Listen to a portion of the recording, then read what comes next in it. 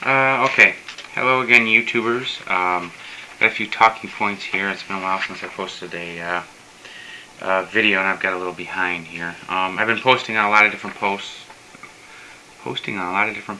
How eloquent of me.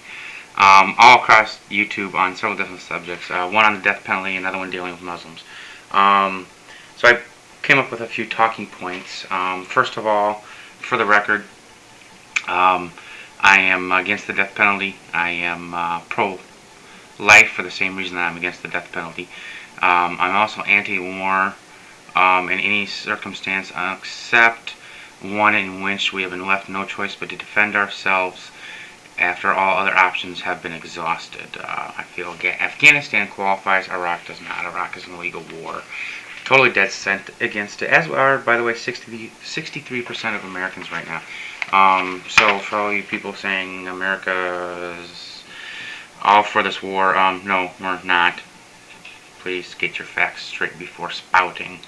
It's okay to discuss, but just ranting and raving and just using this excuse to bash America doesn't work.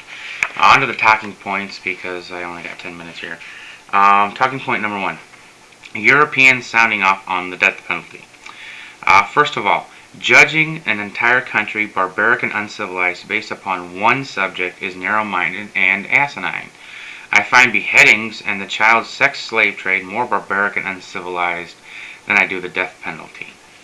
But you won't hear Europeans talking about these problems, because these problems affect them as much as it does us, and does not provide them the opportunity to act superior to the U.S. Second of all, basing your view of all Americans based on what some do is much like me assuming all Europeans were Nazis because one country was, and many other countries during World War II collaborated with the Nazis. Never mind the fact that many risked their lives and lost them to the Nazis, to fight the Nazis. I won't talk about that issue because it won't afford me the opportunity to act superior to Europeans. Third of all, let's call it what it really is. A bunch of Eurotrash taking any chance they have to criticize the U.S. in order to distract themselves from the rampant problems plaguing their own countries. Moral of the story, don't be a hypocrite and tend your own house first. Specifically, Australians calling the U.S. intolerant and racist against Muslims. First of all these foreigners seem to have the delusion that they have the right to tell the U.S. what it shouldn't and shouldn't do. The very thing, by the way, that they keep telling the U.S. we don't have the right to do. Nice job, Australians, stooping to our level and becoming just like us. Way to set yourself apart. Second of all, under Australians, see Aborigines. Third of all, I understand why you're taking the Muslim side. You see the violence Muslims wreak in other countries and are afraid that if you speak out, it will happen in your country. I also understand how hard it would be on the Australian economy to lose all those lucrative Middle East trade contracts with Yemen, Saudi Arabia, and Iran, to name a few. Funny how money interests so easily tamper your beliefs. The very thing, by the way, that you accuse the U.S. of being guilty of. So again, way to go, nice job stooping to our level and becoming just like us, Australia. Third talking point. Muslims saying they are peaceful but not practicing what they preach. First of all, almost every post I have seen from a Muslim answering a charge that they are violent first calls us hypocrites, then quotes the Quran as showing they are peaceful, then insults the person bringing the charge of violence against them, then threatens violence against that person. Yeah, sounds peaceful to me. Second of all, you can't call yourself peaceful when threatening another 9/11 in response to a video that you don't agree with. That is the very epitome of intolerance and violence. Third of all, why is it many of you say all non-believers must either convert, subjugate, or die by the sword while still insisting that you are peaceful? Do you not see your own hypocrisy? Also, what is it with all these marches in Europe chanting death threats and holding signs threatening Europe with another Holocaust? Do you really think that screams peaceful to me and the rest of the world? No, don't think so. One last word on actions versus words, and that word is hypocrisy. It seems to plague all of us, Christians and Muslims alike. When the Christians said we were peaceful, and then invaded the Holy Land in the Crusades, making the streets run red with the blood of Muslim men, women, and children, did you believe them? When Christians said we came in peace, then slaughtered millions of Native Americans in the New World. Do you think they believed us? So, when you practice terrorism, burn flags, promise new Holocaust, chant death threats, do you think we believe you when you say you are peaceful? I don't think so. Little story for you. My father, and this is true, my father-in-law is an Egyptian-born Christian. Most of his family still in Egypt are Egyptian-born Christians, meaning they are Arabs. They're not white, they're Arabs. When his brother came to visit my father-in-law in the U.S., he died of a heart attack at the Cairo airport and never made it to the U.S. The Muslim government officials had the body dismembered before returning it to his family, stating that that is the best a non-believer could hope for. Now, do you think his family saw them as peaceful and tolerant? Did my father-in-law see them as peaceful and tolerant? Did his relatives still in Egypt getting persecuted on a day-to-day basis think you are peaceful? How tolerant do they see you when Muslims in Cairo post signs that say help wanted, non-Muslims need not apply, or apartment for rent, non-Muslims need not apply? How tolerant do they see you when their church is vandalized weekly because it is a Christian church? Did his relatives in New Jersey that receive death threats daily for speaking out against these atrocities see you as peaceful? Do they see the Muslims that burn their church as peaceful?